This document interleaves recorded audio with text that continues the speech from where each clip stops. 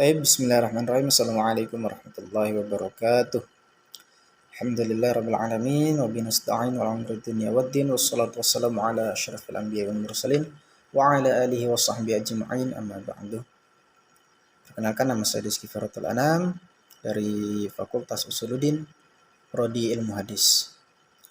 Di sini saya akan menjelaskan tentang manusia dan cinta kasih. Selain itu juga kita belajar dari beberapa ahli. Ya. Apa sih? Apa itu manusia? Dan apa itu cinta kasih? Apa itu manusia? Menurut para ahli, manusia adalah makhluk paling sempurna yang pernah diciptakan oleh Tuhan. Kesempurnaan yang dimiliki manusia merupakan suatu konsekuensi fungsi dan tugas mereka sebagai khalifah di muka bumi ini. Jadi fungsi dari manusia adalah sebagai khalifah salah satunya. Sebagaimana disebutkan dalam surat Al-Baqarah ayat 30, wa idz qala rabbuka lil malaikati inni ja'ilun fil ardi khalifah. Ingatlah ketika Tuhanmu berfirman kepada para malaikat, sesungguhnya aku hendak menjadikan seorang khalifah di muka bumi. Dan manusia ini kenapa dipilih oleh Allah? Karena manusia ini makhluk yang paling sempurna di antara makhluk-makhluk Allah yang lainnya. Hal ini juga selaras dengan firman Allah dalam surat Al-An'am ayat 165. Wa huwa alladzi ja'alakum khalaifal ardi wa rafa'a ba'dakum fawqa ba'din darajatil liyabluwakum fima atakum. Dan dialah yang menjadikan kamu sebagai khalifah-khalifah di muka bumi. Dan dia mengangkat derajat sebagian kamu di atas yang lain untuk menguji atas karunia yang diberikannya kepadamu. Nah, ini makanya manusia, salah satu fungsi manusia itu adalah sebagai khalifah. Menurut Ruslim Tumanggor DKK, manusia adalah makhluk ciptaan Allah Subhanahu wa taala, berkewajiban memahami isi wahyu Al-Qur'an dan hadis, berakidah ataupun bertuhan, beribadah, berakhlakul karimah, memahami sosok pembawa dan pengembang serta kebudayaan hingga peradaban agama, motivasi dan jenis penuntutan ilmu langit dan bumi dalam hidup serta aktualisasinya dalam kehidupan diri masyarakat dan negara. Menurut Ruslim, manusia adalah makhluk ciptaan Allah. Ya memang, manusia adalah makhluk ciptaan Allah. Kalau bukan Allah yang menciptakan, siapa lagi? Dan manusia ini berkewajibannya yaitu memahami isi wahyu. Wahyu yang mana? Yaitu Al-Quran dan hadis. Dan berakidah, apa yang disebut dengan berakidah? Yaitu bertuhan, ataupun bertauhid. Harus tahu Tuhannya siapa, penciptanya siapa. Kemudian harus beribadah. Di dalam Al-Quran disebutkan wa ma khalaqtul jinna wal insa illa liya'budun. Dan aku tidak menciptakan jin dan manusia melainkan untuk beribadah. Untuk beribadah kepada siapa? Kepada Allah. Itu juga salah satu kenapa manusia itu diciptakan. Kemudian menurut Az-Zaki, manusia adalah salah satu makhluk Allah yang paling sempurna, baik dari aspek jasmaninya lebih-lebih rohaninya. Sudah dibahas tadi bahwa manusia adalah salah satu makhluk yang paling sempurna yang pernah diciptakan oleh Allah. Yang pernah diciptakan oleh Allah. Kemudian menurut Nicholas D. dan A. Sudiarja, manusia adalah bineka tetapi tunggal. Bineka karena ia adalah jasmani dan rohani, akan tetapi tunggal karena jasmani dan rohani merupakan satu barang. Nah, ini. Jadi yang namanya manusia itu terdiri dari dua. Apa dua ini? Yaitu jasmani dan rohani.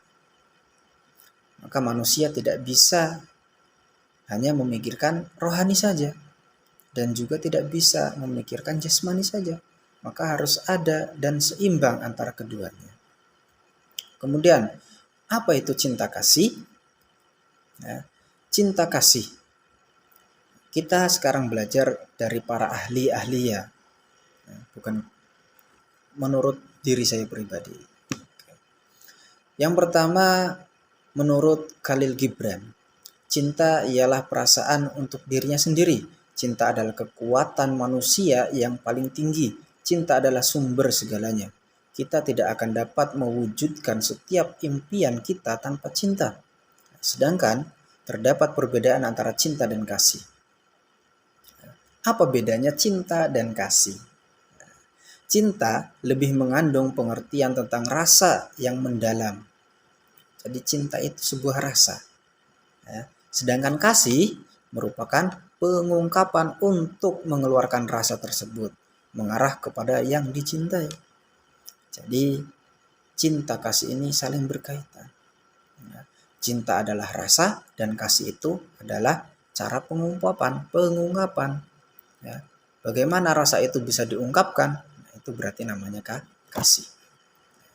Kemudian menurut WJS Purwadarminta, cinta adalah rasa yang sangat suka kepada seseorang, sesuatu, ya, atau rasa sayang kepada sesuatu dan seseorang juga, ataupun rasa sangat kasih atau sangat tertarik hatinya. Sedangkan definisi kasih menurut beliau adalah perasaan sayang atau cinta kepada atau menaruh belas kasihan. Jadi kalau disimpulkan, cinta kasih adalah perasaan suka ataupun sayang kepada seseorang yang disertai dengan menaruh belas kasihan. Nah, itu definisi cinta dan kasih menurut WJS Purwadarminta. Kemudian, menurut M.R. Mahmudi, cinta kasih merupakan suatu wujud dari budaya, yaitu budaya adalah bentuk jamak dari kata budidaya, ya, yang berarti cinta, karsa, dan rasa. Maka ketika kita saling cinta dan kasih kepada seseorang ataupun kepada sesuatu, ya, maka harus pasti ada yang namanya cinta, karsa, dan rasa. Karena tidak bisa cinta tanpa adanya rasa. Setiap cinta pasti ada rasa. Karena rasa itulah yang menumbuhkan cinta. Manusia dan cinta kasih. Manusia merupakan makhluk sempurna yang diciptakan Allah dengan rasa cinta dan kasih untuk membentuk kebudayaan hingga peradaban agama, motivasi, dan jenis penuntutan ilmu langit dan bumi dalam hidup serta aktualisasinya dalam kehidupan. Nah, ini ya. Sekarang kita membahas tentang pembagian cinta menurut Al-Quran. Ada berapa sih ya, pembagian cinta menurut Al-Quran ini? Yang pertama cinta mawaddah, ya, yaitu cinta yang menggebu-gebu dan membara. Biasanya anak-anak muda yang baru mengenal yang namanya cinta. Ini biasanya cinta yang sangat menggebu-gebu, ya, sangat membara. Kemudian yang kedua adalah cinta rahmah, yaitu cinta yang penuh akan kasih sayang, pengorbanan, dan perlindungan. Belum dikatakan sayang kalau belum ada pengorbanan. Maka ketika kita menghadiri perkawinan seseorang, sering kita doakan semoga menjadi keluarga yang sakinah, mawaddah, warahmah. Apa tujuannya? Agar si keluarga yang menikah tadi mempunyai ketenangan, mempunyai cinta, dan mempunyai kasih sayang. Kemudian cinta mail. Cinta mail itu apa? Yaitu cinta yang sementara sangat membara. Jadi cinta mail ini adalah sesuatu cinta, ya, rasa yang sangat sangat membara, tapi sifatnya sementara. Ya. Karena cinta itu tidak bisa memilih. Ya. Cinta itu tidak bisa memilih. Dan cinta juga adalah keterpaksaan. Dan cinta juga adalah sebuah anugerah yang diberikan oleh Allah. Maka kita tidak bisa melawannya. Ya. Kemudian cinta syagaf. Nah, cinta syagaf, apa sih cinta syagaf itu?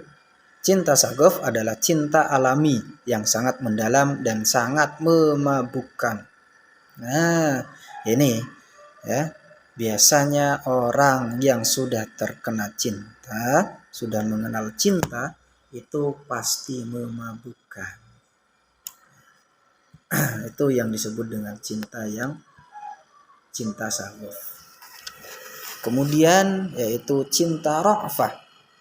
Apa cinta ra'fah? Cinta ra'fah adalah rasa kasih sayang yang melebihi norma kebenaran. Nah, itu yang disebut dengan cinta ra'fah. Makanya rasa kasih sayang yang melebihi norma kebenaran itulah yang namanya cinta. Karena setiap cinta itu tidak memiliki penjelasan. Dan kadang orang itu ditanya suatu cinta, kenapa cinta sama orang ini? Ya, kenapa cinta sama orang ini? Maka kadang-kadang orang ditanya seperti itu, kadang nggak tahu kenapa sih saya cinta. Itulah cinta yang sesungguhnya, karena cinta itu tidak menuntut ataupun tidak menjelaskan. Kemudian cinta yang selanjutnya yaitu cinta sobuah. Apa cinta sobuah itu? Yaitu cinta buta. Al-hubbu a'ma. Cinta itu buta. Makanya kenapa banyak orang menurut si A ini cantik, tapi menurut si B biasa saja. Nah, itu namanya cinta buta. Ya, karena cinta itu tidak bisa memilih. Nah, itu. Kemudian yang selanjutnya yaitu cinta syauq. Cinta syauq adalah pengembaraan hati kepada kekasih dan pengorbanan cinta di dalam hati sang pecinta. Nah, ini cinta syauq ini seperti cintanya Qais di dalam kisah Laila Majnun. Ya, dia sangat-sangat mencintai Laila sehingga gila. Ya, bahkan ada yang pernah menanyakan, wahai Qais, kamu lebih memilih dunia dan seisinya apa memilih Laila? Apa jawaban Qais? Jawaban Qais adalah saya memilih Laila. Ya, kalau kamu menanyakan memilih dunia dan seisinya apa Laila, saya akan memilih Laila. Ya, karena apa? Karena Qais itu sudah termakan yang namanya cinta. Maka cinta ini juga ada hikmahnya, ada keburukannya, ada kebaikannya. Tergantung siapa orang yang mengaplikasikan cinta tersebut. Ya. Andaikan, kata Qais, andaikan debu yang menempel di sendal ataupun di sepatu Laila lebih aku cintai daripada dunia dan seisinya. Ini ya, ini namanya cinta. Ya, makanya cinta itu tidak bisa memilih. Maka bagi anak muda juga harus berhati-hati juga ya terhadap cintanya seorang wanita. Kenapa? Karena wanita itu selain perhiasannya dunia, wanita itu juga perusaknya seorang laki-laki atau perusaknya dunia juga. Ya, begitu. Oke, kita lanjut yang terakhir yaitu cinta kulfah. Cinta kulfa adalah perasaan cinta yang disertai kesadaran akan hal-hal positif meski itu sulit. Nah, ini kebanyakan orang-orang anak-anak zaman sekarang, anak-anak muda zaman sekarang itu menilai cinta itu ya ketika udah cinta berarti dia milik saya. Nah, mau saya apa-apakan terserah saya. Nah, itu salah. Ya. itu salah. Karena sebenarnya yang namanya cinta itu hanya perasaan. Ketika perasaan itu diungkapkan, nah, maka bagaimana kita mengungkapkan rasa itu? Nah, karena cinta itu tidak berdosa. Yang berdosa adalah ketika mengaplikasikan cinta tersebut. Nah, ya, cinta khulfah yaitu perasaan cinta yang disertai kesadaran akan hal-hal positif meski itu sulit. Ya, memang apalagi zaman sekarang, ya, mempertahankan itu lebih sulit daripada mencari.